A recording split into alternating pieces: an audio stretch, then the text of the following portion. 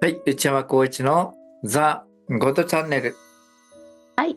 はい、今日も皆様よろしくお願いします。よろしくお願いします。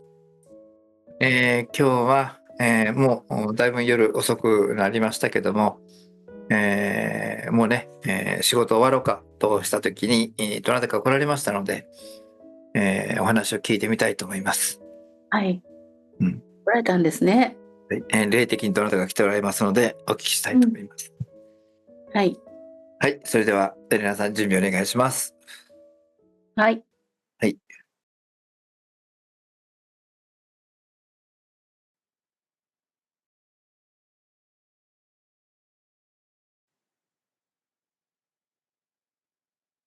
はい。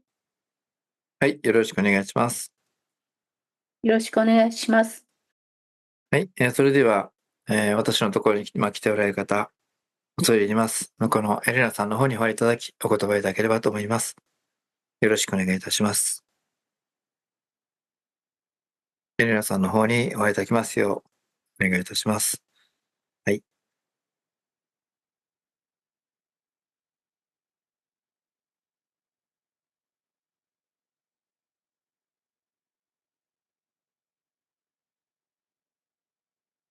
はい。はい。おいでいただきましてありがとうございます。ありがとうございます。恐れ入ります。お名前を教えていただいてよろしいでしょうか。紫式部です。あ、紫式部様おいでいただきまして本当にありがとうございます。はい。1月に、お言葉いただいて物語を収録しましたけども、なかなか、無視ができてませんで、本当に申し訳ございません。はい。はい。それではお言葉いただければと思います。よろしくお願いします。はい。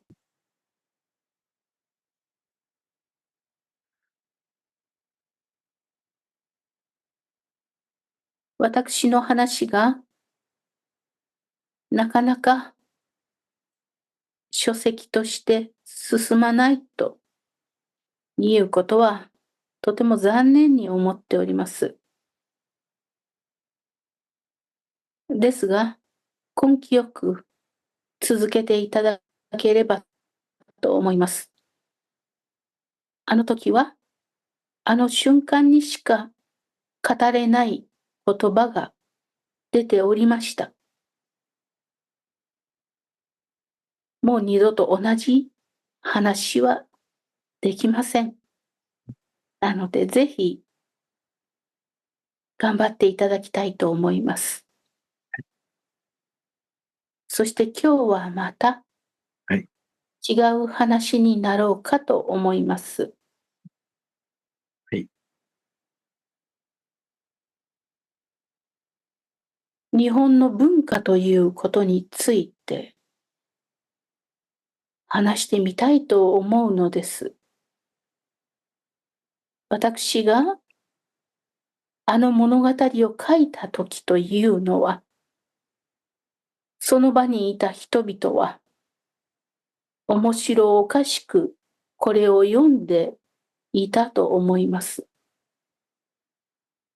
私とて、その世にいつまでも残る書物になろうとまでは考えてはいなかったのです。本当に今、自分が生きている間に、多くの人々に読んでいただけると良いなというつもりで書きました。もっともっと軽い感覚で私は筆を取ったのです。それがまさかこのように長い間、人々の間で親しまれ、読み込まれていくものになるろうとは思ってもみませんでした。今の時代は私が実際に書いていたあの時よりもずっと時代が下って、その話し言葉が随分と変わってしまっています。書き言葉とて同じことでございまして、あの当時に表したかったことが今の言葉で正確に伝わっているのかどうか、私には分かりかねます。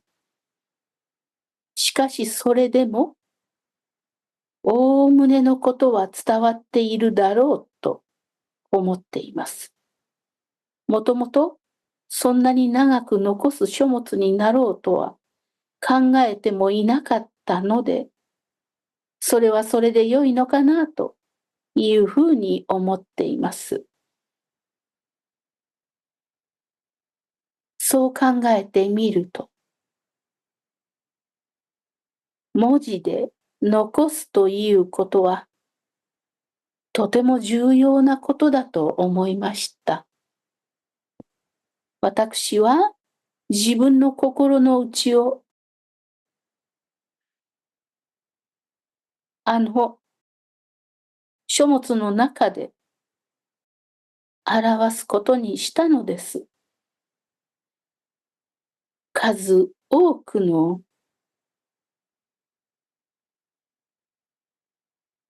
物語を書いて、その中に自分自身の心を写し取った場面を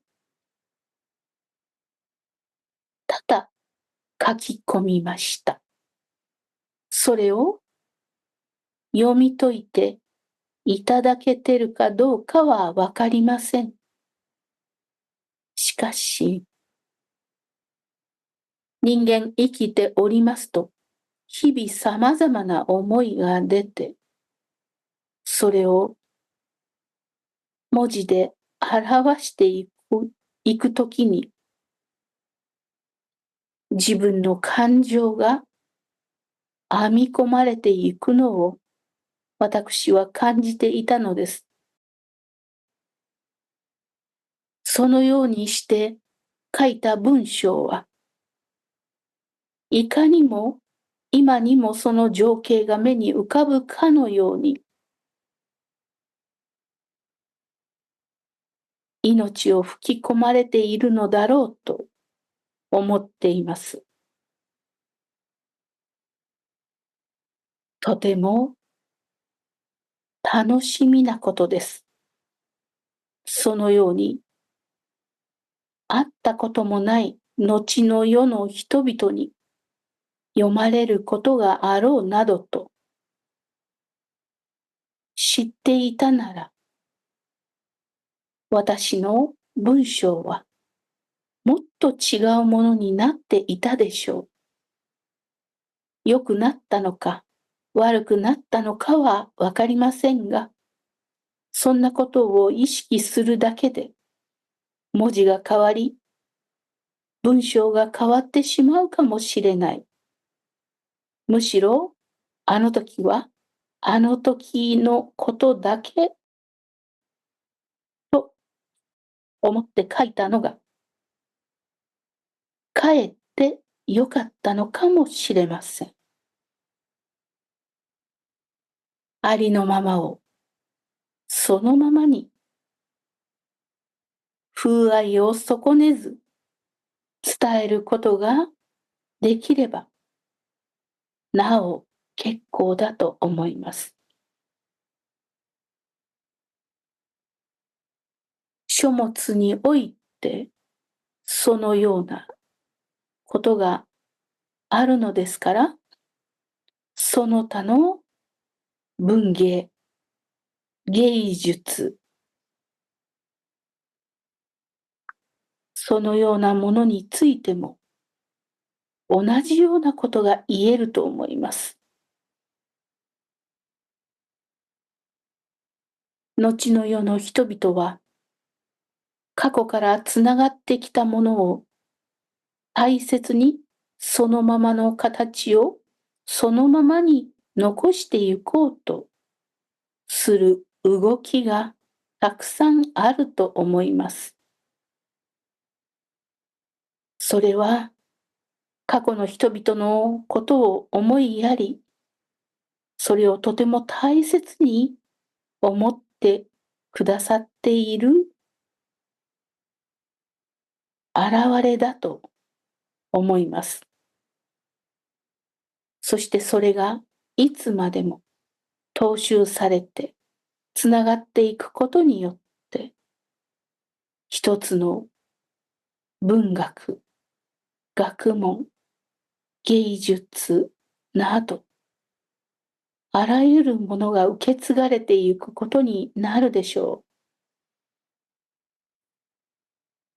それはとても貴重なものだと思います。食文化においても同じことが言えるでしょ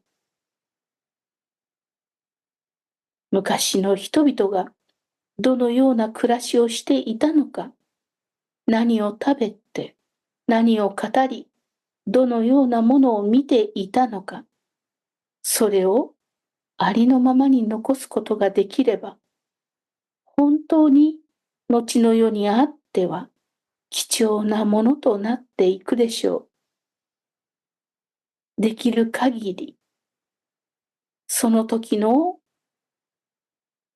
そのままの思いを残していただけるとありがたいと思います。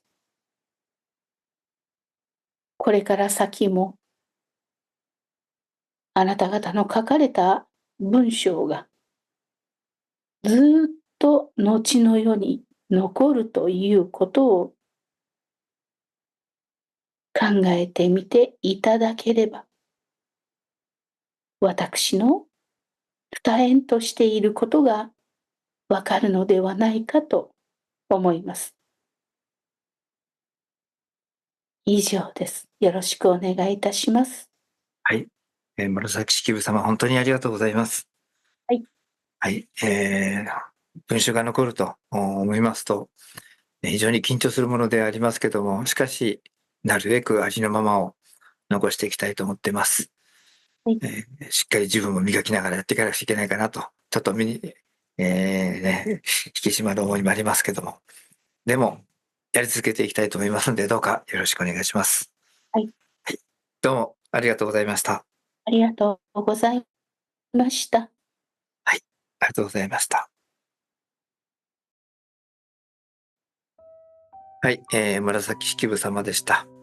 1月にね、紫式部さんから書籍の分収録させてもらったんですけども、録音が悪くてなかなか先に進んでないんですよね。なので、粘り強くやっていきたいということでね、言われましたんで頑張っていきたいと思ってます。はい。うん、今から書籍も作っていこうということで、今年の初め、動き始めたんですけどね。ね。様々なことがありまして、できなくなりましてね。足踏み状態ですね。ね。まあ、決意が足りなかったのかな。なんか音がね、取れてなかったっていうのがもう最初のつまずきでしたね。でしたね。はい。はい。今ね、このチャンネルで今からいろんなものを残していくかもしれませんけど、それが後のように残ると言われますとね、非常になんかこう、本当かなって思いますけども、しかし、考えとかなきゃいけないかなと思いますね。そうですよね。現に残ってるんですもんね、そうやって。ね。ですね。一つ一つの言葉を書いたときに、そういう思いで書いていかないといけないなと思いました。ですね。これからどういうふうにこのゴッドチャンネルなっていくか分かりませんけど、やれる分だけやっていきたいと思ってます。はい。それでは皆さんよろしくお願いします。どうもありがとうございました。よろしくお願いいたします。ありがとうございました。ありがとうございました。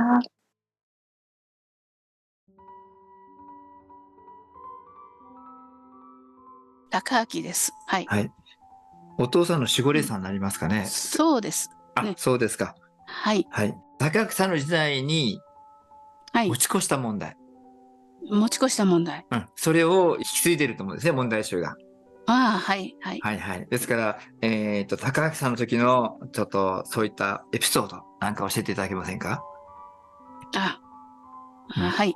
木々の生い茂った、こう深い山でした。ちょっと無理をして登ったと思うんですね。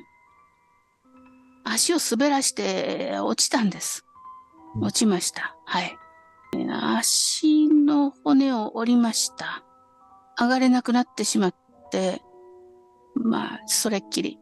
あ、そこで亡くなられたんですか？そうでした。多分そうです。私の記憶はもうそこで、途絶えてますね。あ、だから今の痛み、足の痛みはそこの骨の骨折のところですか？多分そうでなかろうかと思いますね。ああ、なるほどね。はい。うん